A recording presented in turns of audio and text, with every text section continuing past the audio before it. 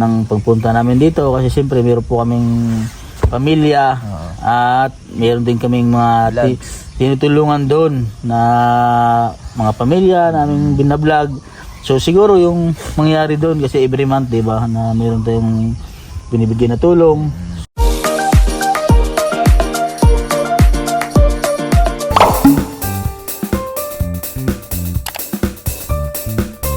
Nandito pa rin po kami sa PB House. Yan po. So yan po yung view tuwing umaga po dito.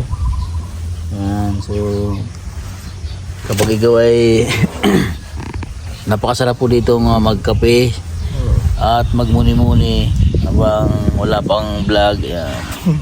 Sa vlog po, chilling lang. At meron po kaming higaan na order po ni Sir Paul sa sa online. Ayan, napakasarap po ito, para kang nasa resort. Higa ka lang. Ayan. Pero umaga itong ganito yung pinakang view na. Alas mga 7:30 na siguro ngayon mga babayan, pero ganyan yung pinakang panahon. Walang every morning. Walang araw. Araw. Maghapon ganito, no? So ganito daw kasi dito pag tuwing umaga, pagkagabi nga nagpapag po dito sa lugar na ito. Dahil mataas na ito talaga, bundok. So kapag umaga o kaya pagsapit ng gabi dito ay nagpapag siya. Talaga pati maramdaman mo yung lamig. So, sarap din magtambay dito. Pag ikaw ay pasarap sa tulog, tapos hindi mo malayan, pag hindi sana yung mata mo hindi mo malayan anong oras na pala. Pero pag minsan naman parang alarm clock na rin sa pagtulog mo na ganung oras ka nagigising. May body clock. Oo, parang ganun. Na kahit anong kahit anong puyat na yun talaga yung rotation ng katawan ko na sa ganung oras magising. Kasi minsan parang pag yung time kasi na nagkaanak na ako, parang yung oras na nagpagising ko, yun na rin alas 8 lang. Alas 8. Kasi nasanay na yung katawan natin na gumising na alas 8. Kasi may mga dapat pang gawin. Parang yun nga, may mga panahon talaga magbabago yung body clock mo. Depende sa sitwasyon. Ibig sabihin, nagbabago talaga pag may asawa na ako. Oo. Kasi hindi ka pwedeng nakailata lang palagi. Kasi paano yung mga kakainin nyo. Oo. Paghahanda. Oo, yung ganon. May magugutom, Oo, gutom kayo pag di ka gumising ng maaga. Kasi merong naghihintay na nakakain. So hindi katulad natin na binata pa, ay walang pag-alam kahit alas 12. Alas 12 yan. So last day na po namin dito sa PB House. Yung aming flight ay mamayang gabi. So ayun. At welcome kami palagi dito. So nasa amin dalawa lang kung ano yung set ng pagpunta namin dito kasi siyempre meron po kaming pamilya at meron din kaming mga tinutulungan doon na mga pamilya namin binablog. So siguro yung mangyari doon kasi every month, 'di ba, na meron tayong binibigyan na tulong. So pag tapusin agad namin yung mga mission na ganoon, tapos punta kami dito. Tapos minsan nga yung bago na lang gawin natin. May mga pagkakataon na makapunta dito. Kasi hindi naman kami pwedeng mag-stay dito sa Davao dahil yun nga, katulad ng sinabi ni Master na meron kaming mga beneficiary sa Batangas, Oriental Mindoro. So hindi kami pwedeng mag-stay ng matagal.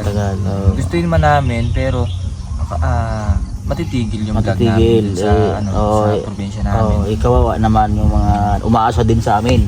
At yun din naman yung pinakang layunin ng PB team na mas mapalawak pa yung matulungan.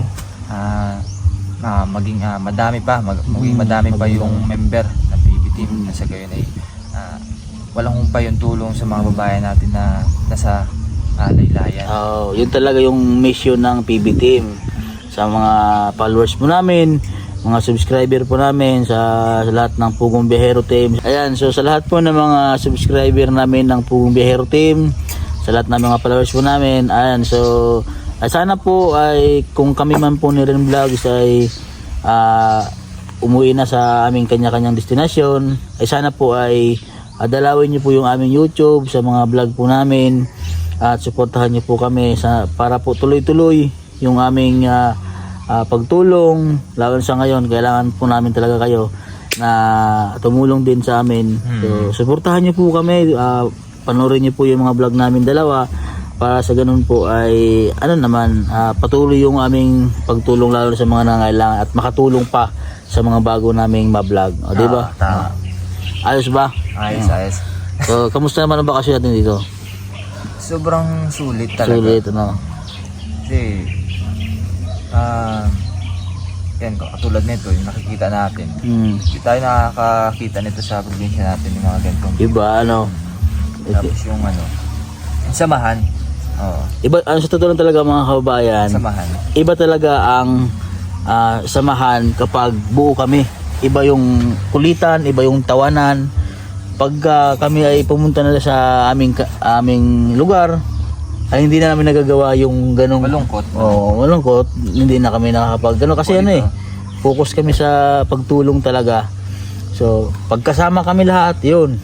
Nandun na yung sa likod man ng camera, kung ano yung nakikita nyo sa pagbablog, ganun din kami kahit wala sa camera. Ganun yung kulitan na nangyayari, tawanan, yung mga ginagawa namin. Ayan. So ayun po si Melvin Vlog. Ayan. Siya po yung sila po ni Junjun TV dito. Sinacharge yata ni Melvin yung Siya po yung tagapangalaga dito sa PB House. Ayan. PB Farm. Mga tanim. Kaya pala din malinis lagi din.